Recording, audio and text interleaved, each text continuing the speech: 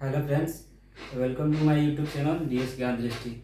आज का जो मेरी वीडियो का टॉपिक है वो बहुत ही इम्पोर्टेंट टॉपिक है और ये क्लास 11th के जो स्टूडेंट है केमिस्ट्री के उनके लिए बहुत ही इम्पोर्टेंट टॉपिक है।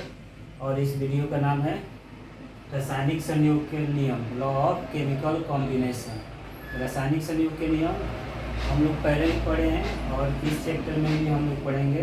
तो यही जानते हैं रासायनिक संयोग के नियम होते क्या हैं और ये इनके कितने नियम होते हैं। तो पहले जान लेते हैं रासायनिक संयोग के नियम है क्या। तो प्रकृति में मिलने वाले जितने भी पदार्थ है एक निश्चित क्रम में रासायनिक अभिक्रिया या संयोग करते हैं। इसे विभिन्न नियमों की सहायता से हम लोग व्यक्त करते हैं या बताते हैं, जिन्हें हम लोग कहते हैं रासायनिक संयोग के नियम। रासायनिक संयोग के नियम मुख्य रूप से 5 होते हैं। पहला है द्रव्यमान संरक्षण का नियम या पदार्थ की अनस्वरता का नियम। दूसरा है स्थिर अनुपात का नियम। तीसरा है गुणित अनुपात का नियम।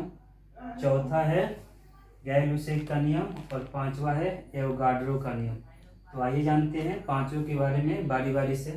पहला है पदार्थ की अनस्वरता का नियम या द्रव्यमान संरक्षण का नियम। इस नियम का प्रतिपादन एंटोनी लेवोसियर ने 1789 में किया था। एंटोनी लेवोसियर रसायन शास्त्र के जनक भी माने जाते हैं।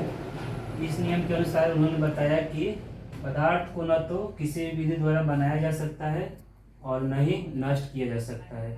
इसे एक रूप से दूसरे रूप में केवल परिवर्तित ही किया जा सकता है, अर्थात पदार्थ अनश्वर होता है। पहला नियम है कि पदार्थ अनश्वर होता है, इसे किसी भी विधि द्वारा न तो हम बना सकते हैं और न ही नष्ट कर सकते हैं।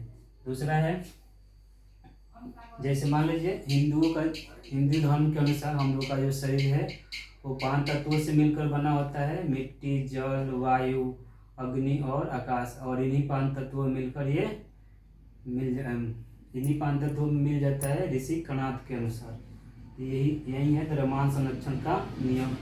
दूसरा है स्थिर अनुपात का नियम। स्थिर अनुपात के नियम का प्रतिपादन फ्रांसीसी वैज्ञानिक जोसेफ प्रॉस्ट ने किया था।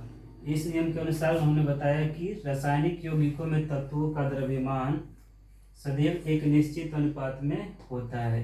जैसे मान लीजिए शुद्ध जल है, तो शुद्ध जल में हाइड्रोजन और ऑक्सीजन का जो अनुपात होता है वो होता है 1:8।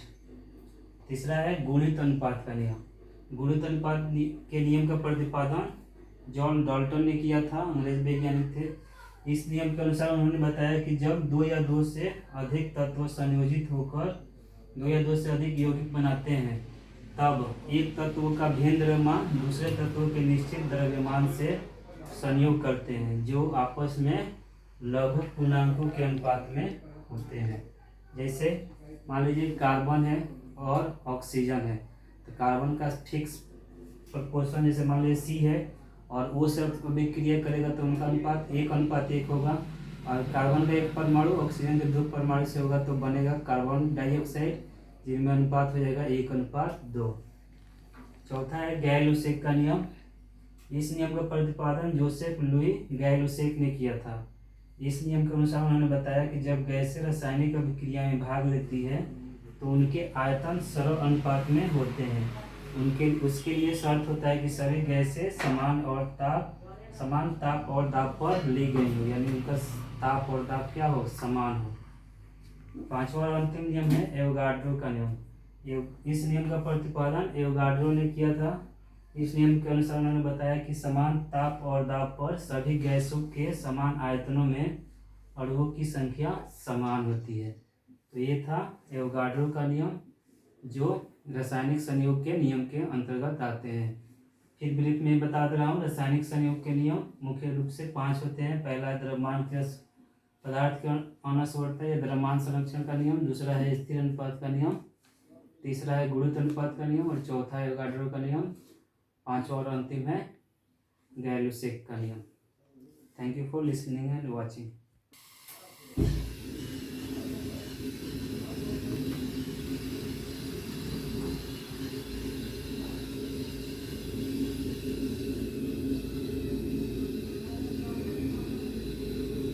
For more updates, please subscribe DS Gyan Dristy.